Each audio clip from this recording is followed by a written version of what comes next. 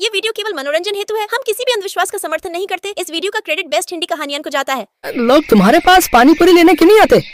अब इस बारे में मैं कुछ नहीं कह सकता भाई साहब। ठीक है, तो तुम मुझे अपनी पानी पूरी खिलाओ। मुकेश ने उन लोगों को पानी पूरी खिलाया। भाई साहब, तुम्हारी पानी पूरी का स्वाद बहुत अच्छा है। पता नहीं लोग उसके ठेले पर ही क्यों जाते हैं। पानी पूरी खाकर दोनों ग्राहक वहाँ से चले गए। धीरे धीरे शाम हो गई और वो वापस घर आ गया। क्या हुआ? आपका मुंह क्यों लटका हुआ है? आज भी धंधा नहीं हुआ क्या? क्या बताऊं ममता, रोज रोज का यही झमेला है।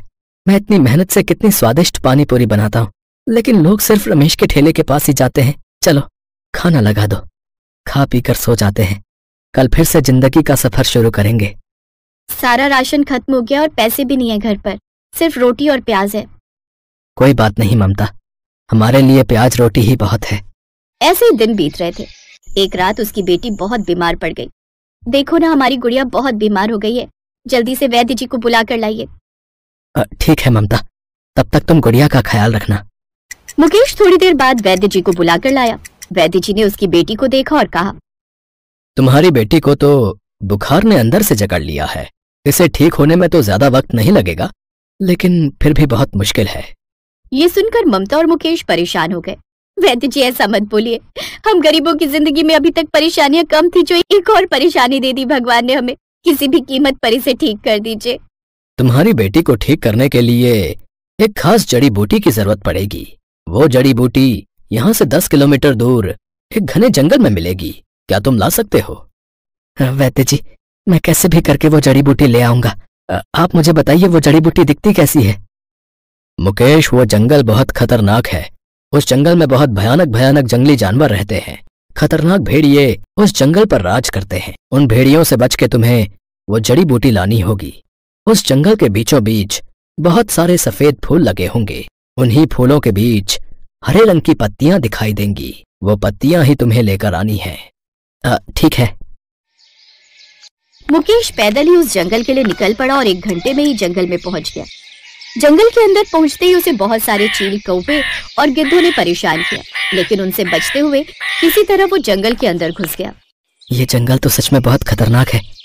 अब मुझे किसी भी कीमत पर जल्द से जल्द जंगल के बीचों बीच उस जड़ी बूटी के पास पहुंचना होगा। मुकेश थोड़ा और अंदर गया, तभी उसे जंगली कुत्तों ने चारों तरफ से घेर लिया और उस पर अटैक किया। मुकेश किसी तरह वहां से भागा और एक पेड़ के ऊपर चढ़ गया। कुत्ते नीचे से भौंक रहे थे, तभी मुकेश ने पेड़ से एक बहुत मोटी डाल तोड़ी और फेंक कर उन कुत्तों के ऊपर मारी, जिससे वो सभी कुत्ते वहां से भाग गए। मुकेश अब फिर से नीचे उतरा और जंगल के अंदर जाने लगा। हे ऊपर वाले, मुझे एक बार बस वो जड़ी बूटी मिल जाए। मुकेश थोड़ा और अंदर गया तो उसने देखा कि एक बरगद के पेड़ के नीचे एक संत महात्मा गहरे ध्यान में बैठे थे और एक भेड़िया उन्हें खाने के लिए उनके बिल्कुल नजदीक पहुंच गया था। ये भेड़िया तो बाबा को खाने वाला है, मुझे बाबा को बचाना होगा। वो भेड़िया बाबा की गर्दन को लगभग पकड़ ही चुका था कि तभी मुकेश पीछे से एक बहुत बड़ा डंडा लेकर पहुंचा और भेड़िए को मारने लगा। भेड़िए ने मुकेश पर अटैक कर दिया, लेकिन मुकेश किसी तरह उससे लड़ता रहा और अंत में उसने भेड़िए को भगा ही दिया। ये सब कुछ उन संत महात्मा ने देख लिया।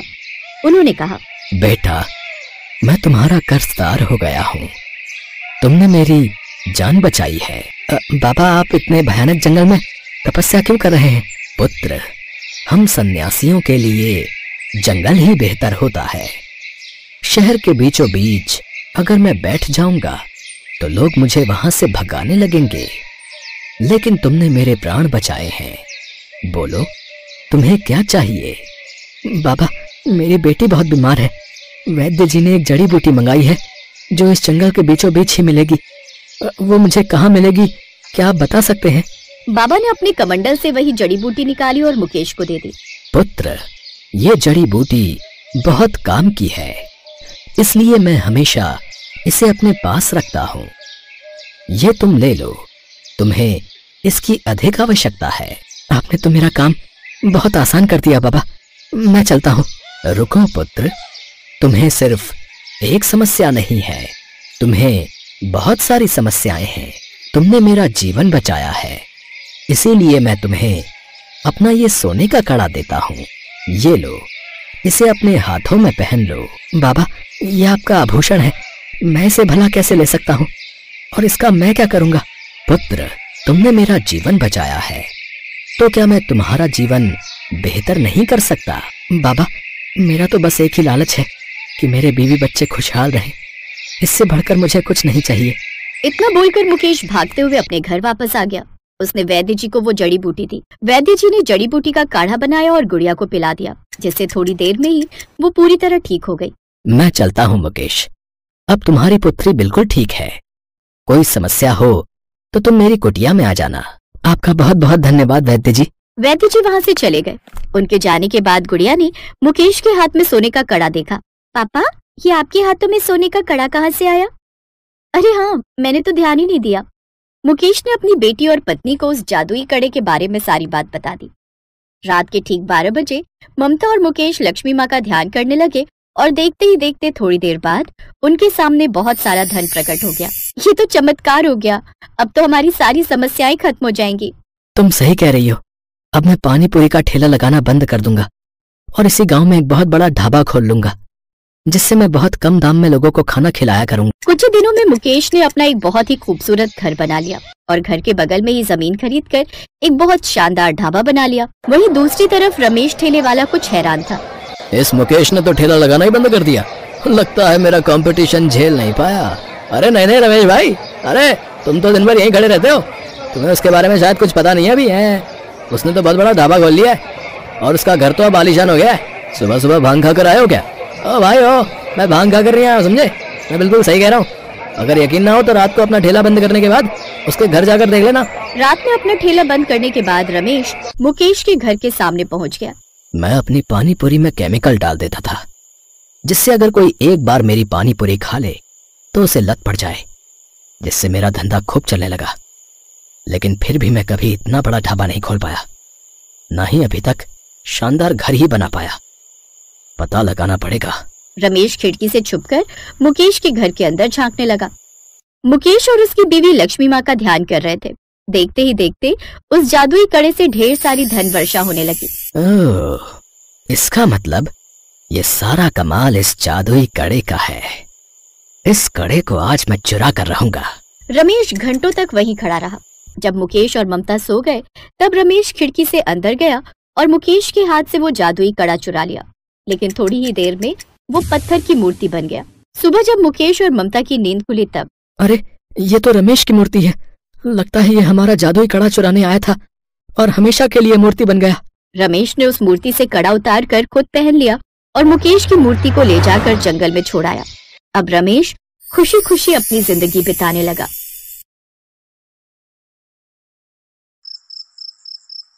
माँ, नींद नहीं आ रही। क्यों? मेरी बच्ची को नींद क्यों नहीं आ रही है? माँ, कोई कहानी सुना दो ना, फिर नींद आ जाएगी। अब समझी। तो कहानी सुननी है इसीलिए नींद नहीं आ रही है? हाँ, क्यों? ये कहकर नमिता ने अपनी बेटी को गुदगुदी करना शुरू कर दिया, जिससे पावनी खिलखिलाकर हंसने लगी। नमिता एक छोटे से गांव में अपने पति राघव और अपनी 6 साल की बेटी पावनी के साथ रहती थी। उसका छोटा और एक सुखी परिवार था। राघव गांव में ही सब्जी बेचता था। हाँ, तो एक बार एक राजा था और उसकी एक सुंदर सी रानी थी। नहीं माँ, ये वाली नहीं। अरे पहले सुनो तो सही, बहुत अच्छी कहानी है। नहीं, मुझे नहीं सुननी कोई राजा या फिर कोई रानी की कहानी। ओहो, फिर कौन सी कहानी सुननी है मेरी राजकुमारी को? कोई ऐसी कहानी जिसमें कोई सुपर हीरो हो। अच्छा तो चलो, आज मैं तुम्हें एक बिल्कुल नई कहानी सुनाती हूँ। कौन सी कहानी माँ? एक वानर कुमार की कहानी, जो सूरज को फल समझकर उसे खाने के लिए उड़ गया था। हैं? जल्दी सुनाओ ना माँ, प्लीज। हाँ, सुनाती हूँ। तो एक बार की बात है, नमिता पावनी को हनुमान जी के बचपन की कहानी सुनाने लगी। पावनी को ऐसी कहानियां पसंद आती थी। फिर कहानी पूरी होते ही पावनी सो गई। उसके सोने के बाद राघव ने नमिता से कहा, सो गई? हाँ, सो गई। जब तक इसे कोई कहानी ना सुना दूं तब तक सोती ही नहीं है। तुम्हें डाली है इसे ये आदत? अच्छा जी, तो क्या करूं? आप ही कभी सुना दिया करो 1-2 कहानियां। ना बाबा, मुझसे नहीं हो पाएगा। कहाँ से लाऊंगा रोज नई कहानी? अरे कुछ नहीं, कुछ भी बनाकर सुना दो। बस कहानी का कोई एक किरदार बहुत ताकतवर होना चाहिए और वो कमजोरों की मदद करे और आखिरी में वो जीत जाए। बस इतने से ही खुश हो जाती है अपनी पावनी। अच्छा उल्लू बनाती हो तुम उसे? उल्लू नहीं बनाती हो, बस उसका दिल बहला देती हो। हाँ, पर उल्लू बनाकर ही तो। राघव की बात पर दोनों पति पत्नी हंसने लगे। अगले दिन जब नमिता पावनी को स्कूल से लेकर आ रही थी, तभी एक मोटरसाइकिल वाला तेजी से वहाँ से गुजरा। उसके टायर से उछलकर ढेर सारी कीचड़ नमिता की साड़ी पर लग गई। इस बात पर पावनी को बहुत गुस्सा आ गया और उसने मोटरसाइकिल वाले को आवाज लगाई, ओए अंकल, दिखता नहीं है क्या? क्या बोली? मैंने कहा दिखता नहीं है क्या आपको? आपने मेरी माँ की साड़ी गंदी कर दी। हाँ हाँ ठीक है, मैंने ठीक से देखा नहीं। वही तो मैं कह रही हूँ, ठीक से देखकर चलाओ। पावनी चुप हो जाओ। भाई साहब आप जाओ यहाँ से। बहुत तेज है आपकी बेटी, इसे तमीज सिखाओ कुछ। हाँ समझाऊंगी मैं इसे, आप जाओ। नमिता ने पावनी का हाथ जोर से पकड़ा और उसे सीधा घर ले आई। ये क्या कर रही थी तुम? मैं क्या कर रही थी? सारी गलती उन अंकल की थी, वो कितना तेज बाइक चला रहे थे।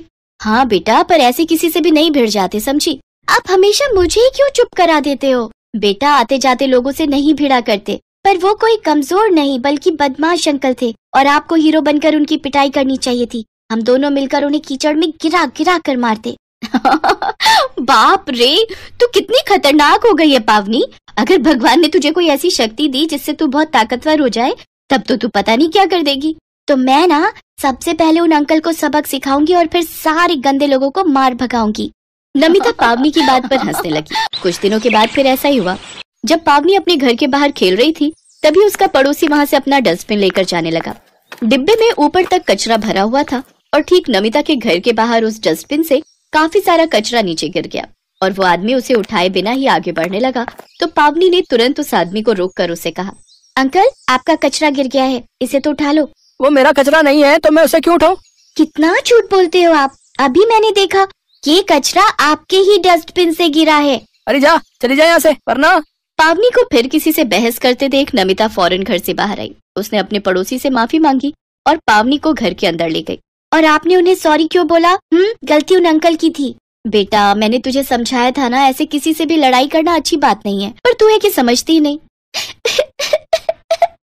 माँ, उन अंकल को सबक सिखाने की बजाय अब मुझे ही डांट रही हो। जाओ जाओ, मुझे आपसे बात नहीं करनी। ये कहकर पावनी अपने कमरे में चली गई और बिस्तर में मुंह छुपाकर रोने लगी। नमिता उसे मनाने पहुंची तो उसने देखा कि पावनी बहुत जोर जोर से रो रही थी और वो नमिता से बिल्कुल बात नहीं करना चाहती थी। तब नमिता ने उसे बड़े प्यार से कहा, अच्छा सुन, तू जानना चाहती है ना कि मैं किसी से क्यों लड़ाई नहीं करती और सबको इतनी आसानी से माफ क्यों कर देती हूँ? तो इसे समझने के लिए तुझे एक कहानी सुननी होगी, और वो भी बिल्कुल सच्ची कहानी। अच्छा तो सुनाओ, मुझे जल्दी सुनाओ वो कहानी। तो चल मेरे साथ। कहाँ ले जा रही हो माँ? चलती रहो और कहानी सुनते जाओ। तुम्हारी नानी यानी मेरी माँ, उनका नाम तो जानती हो ना तुम? हाँ, उनका नाम तो उर्मिला था ना। हाँ, पर क्या तुम्हें पता है कि तुम्हारे नाना उनको क्या कहकर बुलाते थे? मुझे नहीं पता क्या कहते थे नाना जी। वो उन्हें उड़न परी कहकर बुलाते थे। हैं? उड़न परी? पर क्यों? नाना जी ऐसे क्यों बुलाते थे नानी जी को? वो इसलिए क्योंकि तुम्हारी नानी के पास गजब की शक्तियाँ थी। वो आसमान में जहाँ चाहे उड़ सकती थी और भारी से भारी सामान बस एक हाथ से ही उठा सकती थी। हैं? क्या सच में माँ? हाँ बिल्कुल सच में। चलो मैं तुम्हें कुछ दिखाती हूँ। इतना कहकर नमिता ने अपने घर के मंदिर में रखे संदूक को खोल दिया और उसके अंदर से एक लाल रंग की पोटली निकाली। जिस वक्त नमिता पावनी को ये सब बता रही थी, उसका मुंह मंदिर की तरफ था और पीठ पावनी की तरफ। और पता है, उन्होंने कई बार मुसीबत में फंसे लोगों की जान बचाई, लेकिन फिर भी उनके बारे में कोई नहीं जानता क्योंकि वो हमेशा अपना चेहरा ढक कर रखती थी। अच्छा, तो वो तो एक सुपर हीरो हुई ना? यानी मेरी नानी एक सुपर हीरो थी, मतलब कि एक सुपर हीरोइन। हाँ, और तुम्हें पता है उन्हें वो शक्तियाँ कहाँ से मिलती थी? उनके हाथ में किसी मकड़ी ने काटा था क्या? या फिर उन्हें बिजली का झटका लगा था कभी? नहीं पगली, उनके पास एक हार था, एक जादुई हार, और जैसे ही वो अपने उस हार को पहनती थी, उनके अंदर वो शक्तियाँ आ जाती थी। एक मिनट माँ, तो वो हार अब कहाँ है और किसके पास है वो? जैसे ही पावनी ने ये सवाल पूछा, तभी नमिता उसकी तरफ पलटी और वो जादुई हार नमिता के गले में था और उससे एक गजब का तेज निकल रहा था। उसे देखकर पावनी चीख पड़ी, ये मेरी मम्मी सुपर हीरो। धीरे से, कोई सुन लेगा। तो आपने आज तक मुझे ये बात क्यों नहीं बताई? क्योंकि कभी इसकी जरूरत ही महसूस नहीं हुई। अब पता चला तुम्हें मैं किसी से क्यों नहीं लड़ती। बेटा, ये शक्तियाँ आम आदमी की ताकत से कहीं ज्यादा है। वो नादान है, मुझे नहीं जानते और ना मैं चाहती हूँ कि वो मुझसे डरे या घबराए। माँ, मुझे उड़ना है, प्लीज मुझे आसमान की सैर कराओ ना, प्लीज। कल कराऊंगी पक्का, ठीक है? अभी तुम्हारे पापा आने वाले हैं। जैसे ही नमिता ने वो हार उतारा, उसने देखा कि दरवाजे पर राघव खड़ा था। वो हैरान भी था और खुश भी था। उसे देखकर नमिता और पावनी चौंक गए। लो, मुझे पता ही नहीं था कि मेरे घर में भी एक सुपर हीरो है, पर कसम से मैं किसी को नहीं बताऊंगा। पर हाँ, अगर हो सके तो नमिता, एक बार मुझे भी उड़ा देना यार। नमिता ने दोनों को अगले दिन रात में आसमान की सैर कराने का वादा किया, लेकिन अगले दिन तो कुछ और ही होने वाला था। सुबह सुबह गांव की धरती हिलने लगी। लोगों को समझते देर नहीं लगी कि भूकंप आए हैं। भूकंप के झटके बहुत तेज थे। गांव के सारे घर गिरने लगे। लोग मलबे में दबे मदद के लिए चीख रहे थे। तभी कहीं से उड़ती हुई एक औरत आई जिसने साड़ी पहनी हुई थी और उसका चेहरा एक मास्क से ढका हुआ था। उसने भारी भरकम मलबे को तुरंत उठाकर अलग रख दिया। फिर सबको बचाने के बाद वो एक घर की छत पर जाकर खड़ी हो गई। सब लोग उसके लिए तालियां बजा रहे थे, पर वो मसीहा कौन थी कोई नहीं जानता था, सिवाय राघव और पावनी के। हेलो दोस्तों, कैसे हैं आप सब? हमारी कहानियाँ देखने के लिए हमारे चैनल को सब्सक्राइब कीजिए और हाँ, बेल आइकॉन पर क्लिक करना मत भूलिएगा।